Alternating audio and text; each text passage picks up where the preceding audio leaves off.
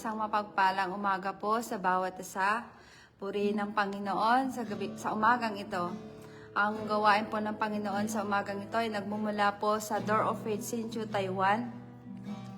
At sa umagang ito, hayaan po natin na tayo po ay magpuri sa Panginoon. Simulan po natin ang ating araw na tayo po ay nagpupuri sa Panginoon. Amen po. At muli, samahan nyo nga po kung humuwat, manalangin at umpisan po natin ang ating gawain sa pamamagitan po ng pananalangin. At hayaan po natin, hingin po natin ang presensya ng Panginoon sa gawain ito.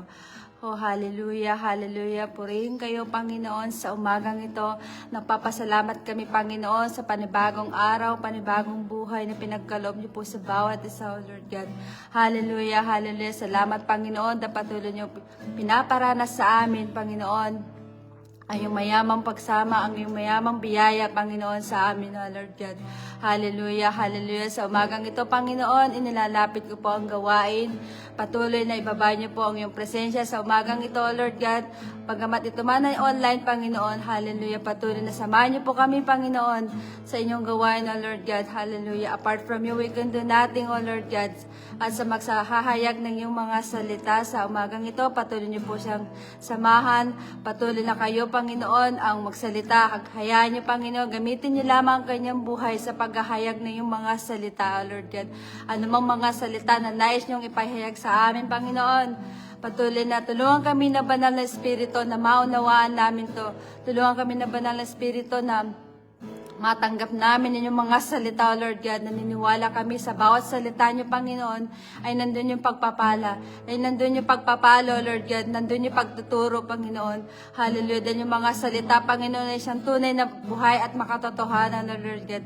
Sa bawat na makikinig niyo mga salita, Lord God, patuloy na buksan niyo po ang aming puso at isipan, Panginoon. Hallelujah. Upang yung mga salita ay matanggap namin to ng buong puso na may kababaang loob, Panginoon. Hallelujah. Hallelujah. Sa umagang ito, Panginoon, in-expect po namin, Panginoon, hallelujah, ang iyong pagsama sa umagang ito, Lord God. Hallelujah, hallelujah. Purihin kayo, Panginoon, sa umagang ito. Sa inyo po lahat ng papuri para nga pagdakila sa pangalan ng aming Panginoong Yesus. Amen at amen. At sige po, tayo naman po ay maghahayag ng sampapuring awit. Alayin po natin Panginoon, na sampapuring awit. Hallelujah, hallelujah, heart of worship. Hallelujah. Oh, Jesus, it's all about you. Yes, Lord, hallelujah. It's Jesus. Oh, Lord Jesus. Yes, Lord, hallelujah.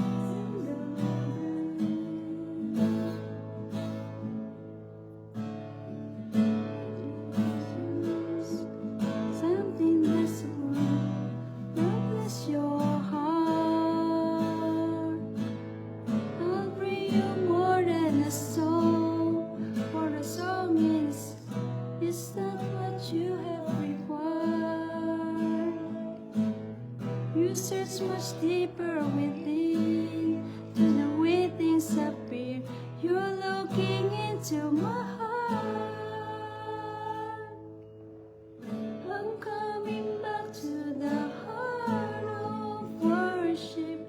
It's all about you. It's all about you, Jesus. I'm sorry, Lord, for the things I've made it. It's all about you. It's all about you, Jesus. I'm coming back to the heart of worship. It's all about you. It's all about you, Jesus. I'm sorry, Lord, for the things I made it. It's all about you. It's all about you, Jesus. Hallelujah, hallelujah. All about you. Oh, hallelujah. Praise you, Lord Jesus, Panginoon. Hallelujah, hallelujah, Lord. Tulungan niyo kami, Panginoon. I-align ang aming mga puso sa inyo, Panginoon. Purihin kayo, Panginoon. Tanggapin niyo nga po, Panginoon, ang aming papuring awit sa umagang ito. Purihin kayo, Panginoon. Ito po ang aming dalangin sa pangalan ni Jesus. Amen at amen. At ngayon naman po ay dadako po tayo sa kanyang mga salita dahil naniniwala po tayo sa kanyang salita. Sabi nga po na hindi lamang sa tinapay o pagkain na bubuhay ang tao, kundi sa bawat salita ng Diyos. Amen po. At sige po, sa umagang ito, binibigay ko na po sa magsasalita ang Pastora Jessica Caslip.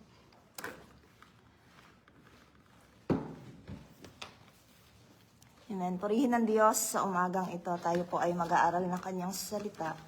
Tayo po ay pumunta sa aklat ng mga awit. Kapitulo 34, versikulo 8. Psalm chapter 34, verse 8. Ito po ang sinasabi. Tingnan mo at lasapin ang kabutihan ni Yahweh, mapalad ang mga taong nananalig sa Kanya. Sige po tayo, yumuko tayo manalangin sa Panginoon. Hallelujah. Praise you, Jesus. Purihin ang pangalan niyo, Panginoon, sa umagang ito. Dakilain kayo, O Diyos. Dalangin namin patuloy niyo nga po kami samahan sa aming pagbubulay-bulay na inyong salita, banal ni Espiritu. Malaya kayo, Panginoon, kumilos sa amin. Magkakaiba man kami ng mga lugar, O Diyos. Hayaan niyo na patuloy niyo kami buklurin ng isang Espiritu na nagmumula sa inyo. Panginoon, mapapurihan kayo, maluwalhati kayo sa gawain na ito. Salamat sa inyo, O Diyos, sa inyong pinakamataas na papuri sa pangalan ni Jesus. Amen and amen. Purihin ang Panginoon sa umagang ito.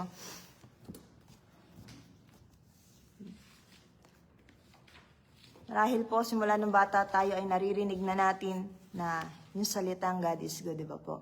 Ang Diyos ay mabuti. Kahit yung bata, alam po iyan. Ang Diyos ay mabuti. Pag sinabi ang Diyos ay mabuti sa lahat ng oras, ang Diyos po ay mabuti. Amen. Kaya salamat sa Panginoon. Sabi doon sa Mark chapter 10, verse 18, walang ibang mabuti kundi ang Diyos, di ba po? At sabi pa po dito, sa Numbers chapter 23 verse 19, He is not like a man that lie. Amen. Ang Diyos ay mabuti po at hindi siya katulad ng isang tao na pabago-bago yung isip.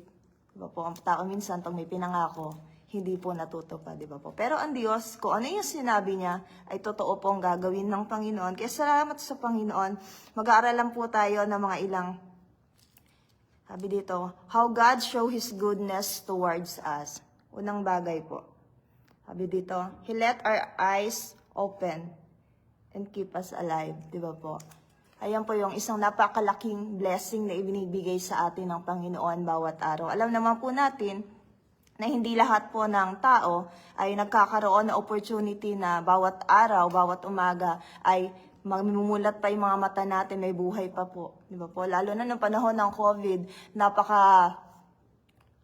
dali ng buhay ng tao at nakikita natin sa social media and social media platform na yung mga dating hindi nagpapahayag ng kabutihan ng Panginoon, di mo nakikita nag-church, ay kanya-kanyang post ng Bible verse, kanya-kanyang paglapit sa Panginoon, di ba po? At dito makikita natin na talagang yung bawat paggising natin, yung ating hininga, siya po ay isang proof ng kabutihan ng Panginoon. Kasi kung hindi yun proof ng kabutihan ng Panginoon, ay paano po tayo nabubuhay, di ba po? Lagi nating sasabihin sa Panginoon, Lord, salamat. Kaya nga po, di ba, simula nung bata tayo ay tinuturuan ng Biblia o sa simbahan na pagkagising mo pa lang, lumapit ka na sa Panginoon. Kasi hindi lahat. Kasi nga may mga bata nga na hindi pa talaga nasisilayan yung mundo, ay nawawalan na po ng buhay, di ba po? At tayo na meron pang hininga, kailangan po nating pasalamatan yung Panginoon dahil ayan ay isang biyaya ng Panginoon. Sabi doon sa Psalms 150 verse 6, let everything that has breath praise the Lord. Di ba po? Lahat ng may hininga ay magpupuri sa Panginoon dahil siya po ay mabuti. Kung siya ay mabuti, kailangan ibigay natin din yung pinakamainam na papuri sa Panginoon. Pangalawang bagay, He provides what we need. Di ba po? Ang Diyos natin ay masasabi nating mabuti. Sa sitwasyon natin ngayon, lalo na po dyan sa Pilipinas, kami po dito sa Taiwan ay itinatawid ng Panginoon at nakikita namin sa mga balita sa Pilipinas ay masyadong mahal yung mga bilihin, yung mga sitwasyon ay magulo. Pero makikita pa rin po natin in the midst na minsan ay mahirap talaga, mahirap yung mga bilihin, talagang yung laman ng bulsa mo, laman ng wallet mo ay hindi ganon kadami. Pero makikita pa rin talaga natin na yung Diyos natin na pinaglilingkuran ay hindi niya pinapabayaan yung mga lingkod niya. Di ba po? Sabi doon sa aklat ng Lucas chapter, punta po tayo, Lucas chapter 12 verse 6 to 7, ang sabi dito, hindi ba't ipinagbibili ang 5 mayas sa halaga lamang ng 2 sa laping tanso? Gayunman, kahit isa sa kanila ay hindi kinakalimutan ng Diyos. Sa 7, maging ang buhok ninyo bilang niya lahat. Kaya huwag kayong matakot, higit kayong mahalaga kaysa maraming maya. Di ba po? Sabi doon, yung mga maya, wala naman sa kanila na nagtatanim para may kakainin sila or nagtatrabaho. May nakita po ba tayo na isang maya pumasok sa pub para lang may sahurin pagdating ng 5? Di ba po? Wala naman po. Doon po ay makikita natin kahit doon sa maliliit na bagay ay nagpo-provide yung Panginoon. Kung ang Diyos ay nag-provide doon sa mga maya na pagkain nila o doon sa ano pang ibang mga animals, ay ang Diyos po ay higit po na nagmamalasakit sa atin. Sabi diyan, di ba po, sa binasa natin, kaya huwag kayong matakot, higit kayong mahalaga kaysa maraming maya. Kung sa sitwasyon natin po ay yung mga bilihin ay pataas na ng pataas at yung sinasahod natin ay maliit lang, huwag po kayong mag-alala. Ang Diyos ay sapat. His grace is sufficient towards us. Sabi dun sa aklat ng Pilipos chapter 4 verse 19 to 20. Ano man yung mga pangangailangan natin ay tunay na ang Diyos ang nagpo-provide. Di ba po? Siya yung naglalaan po talaga. Kung makikita natin yung buhay ng mga Israelita doon sa lugar ng Ilang. Alam naman po natin yung sitwasyon no, sa Ilang, kulang sila sa tubig, wala kang ibang makakain. At doon makikita natin that God is the God of provision. Di ba po? Makikita natin, doon sa panahon na sila ay nagutom, binigyan sila ng Diyos ng mana. Hindi sila nagtanim, pero ang Diyos, pagka umaga, ay binibigyan sila ng mana. Noong panahon na nagreklamo sila, nagsawa sila sa mana, binigyan sila ng karne. Di ba po? Hindi sila nag-alaga ng pugo, pero ang Diyos ang nagbibigay sa kanila araw-araw na yon. Di ba po?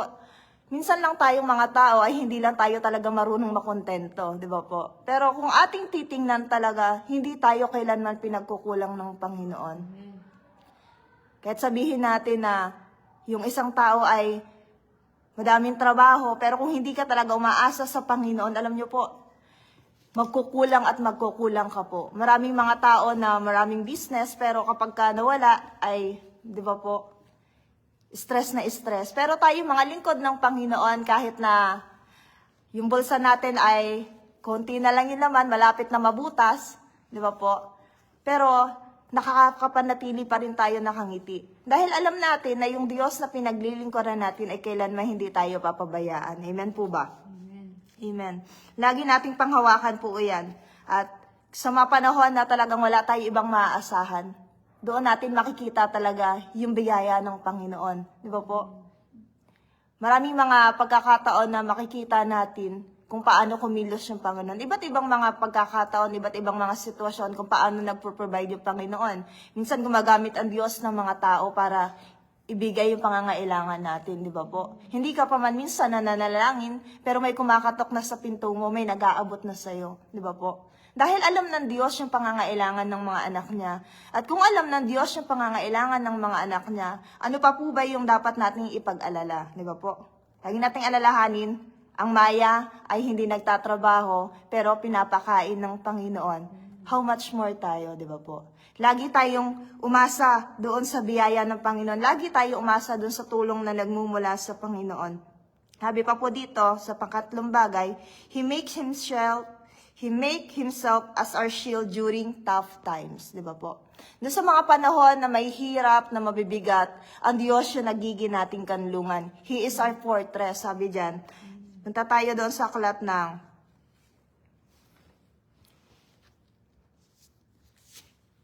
sige po, sa Salmo. Sa Psalm chapter 46 verse 1.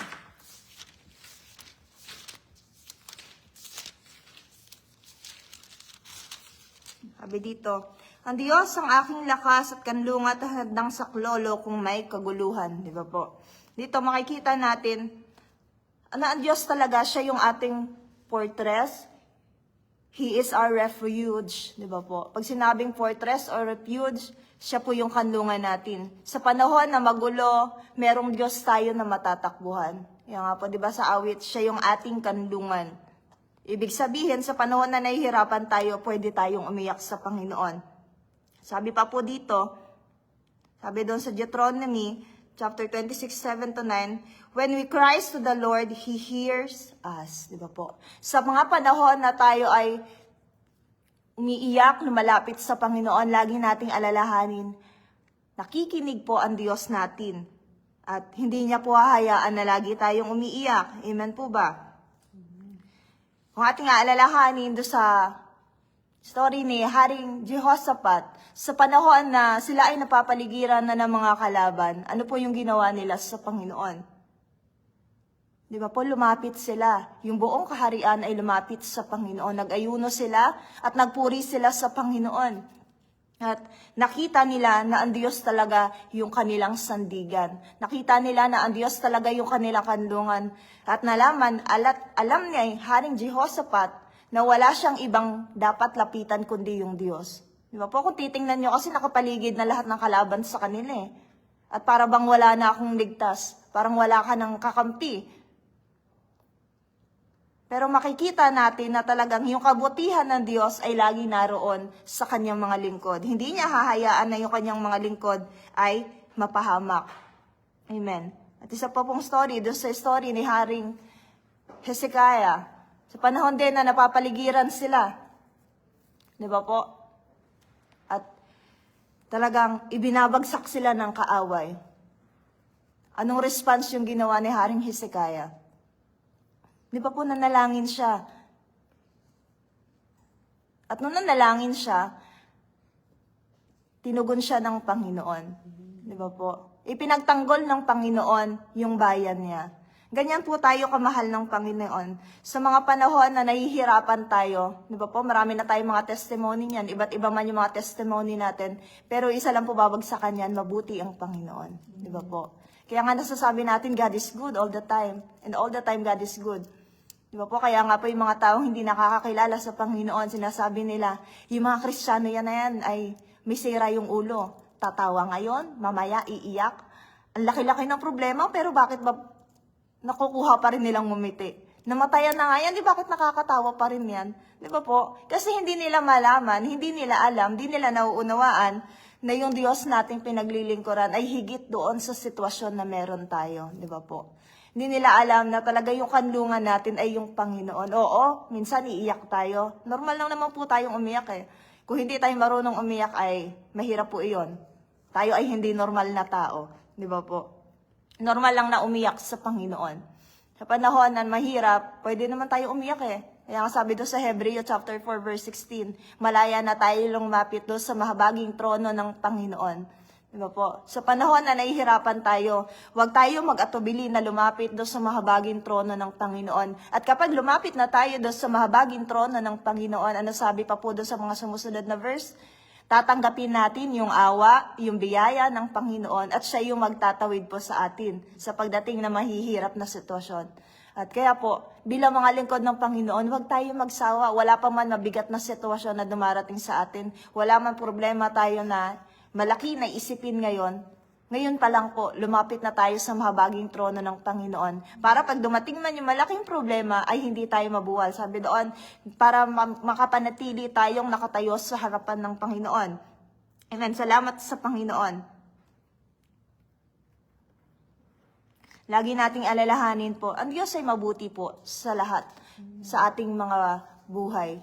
Simula pa lang po ng pagkabata natin, hanggang sa ngayon, ilang taon na tayo, bahala na po kayo, alam nyo ko ilang taon na kayo, di ba po?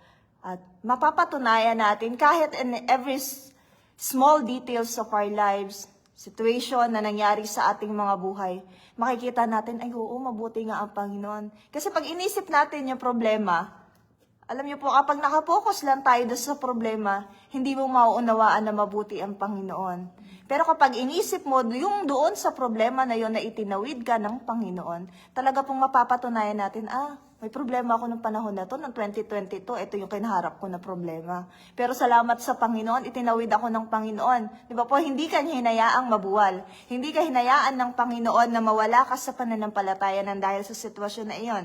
Amen. Lagi nating alalahanin na kung meron man tayo mga sitwasyon na mga pinagdaraanan, God allows it. Inalaw yan ng Panginoon, hindi para mahirapan lang tayo. Maaring inalaw yan ng Panginoon dahil may nais siyang ituro sa atin. At inalaw yan ng Panginoon, sabi doon sa Korinto, kasi alam ng Diyos na kaya po natin. At kung sa panahon na hindi natin kaya, sabi doon sa 1 Corinthians chapter 12, sabi doon, His grace is sufficient in our weakness. Diba po? Sa mga panahon na hindi natin kaya po ng Panginoon. Tayo ay umasa doon sa malakas na Diyos. Sa panahon na nanghihina tayo, meron tayong malakas na Diyos na malalapitan. Kasi kung sa sarili lang nating lakas tayo aasa, kung sa sarili lang nating kakayanan tayo aasa, alam niyo po, maaari pare-parehas na po tayo wala sa paglilingkod sa Panginoon. Maaari nasa ibang lugar na tayo, di ba po?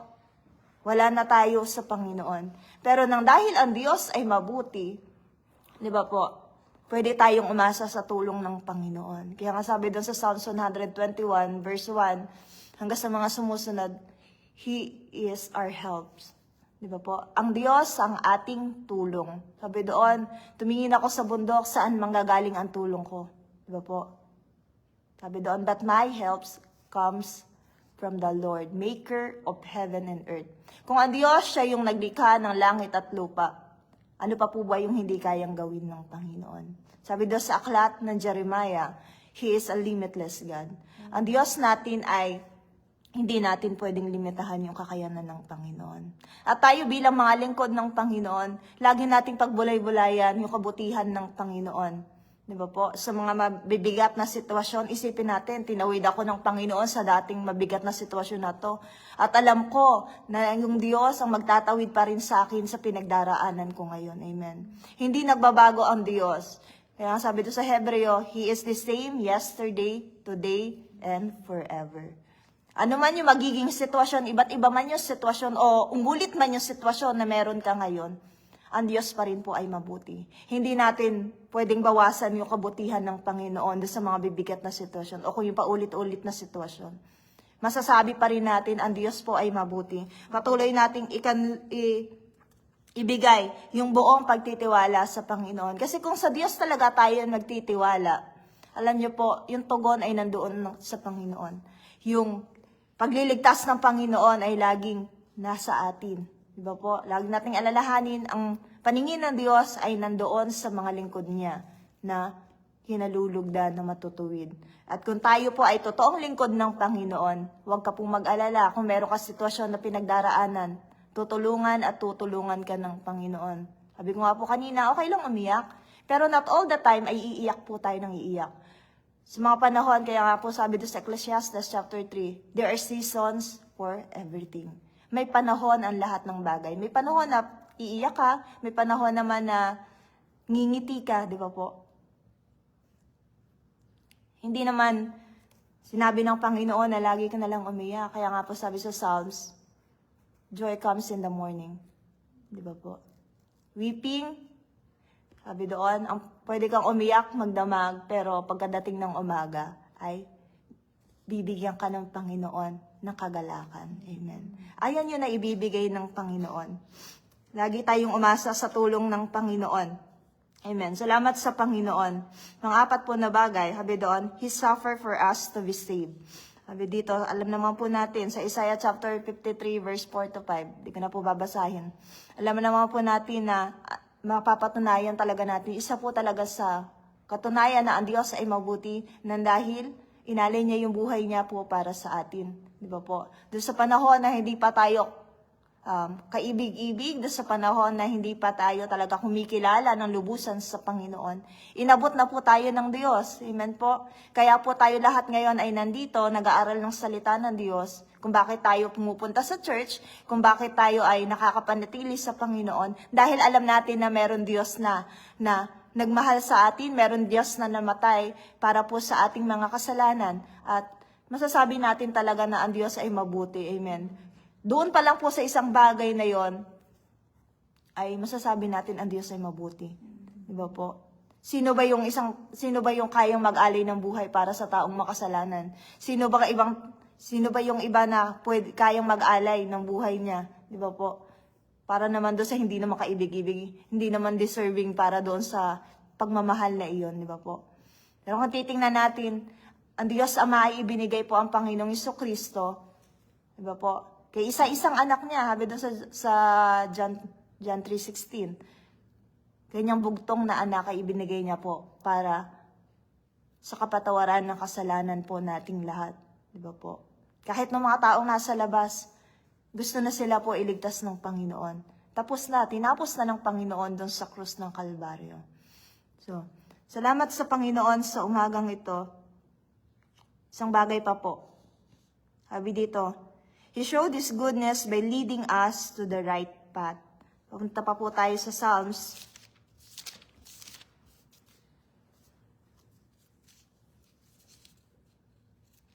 Sabi pa po, Psalms 25 verse 8 to 9.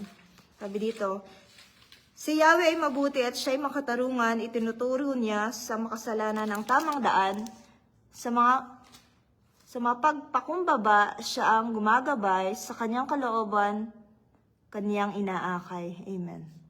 Sabi dyan, ang Diyos yung naglilid sa atin doon sa tamang landas. Doon sa panahon na tayo ay makasalanan pa, doon sa mga panahon na hindi pa tayo kaibig-ibig. Di ba po, inabot na tayo ng Panginoon, nilid niya tayo doon sa tamang daan patungo sa Panginoon.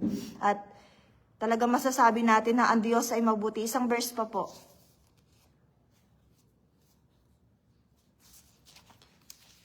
Romans chapter 2 verse 4. Romans chapter 2 verse 4, ang sabi po dito, o hinahamak mo ang Diyos. Ito.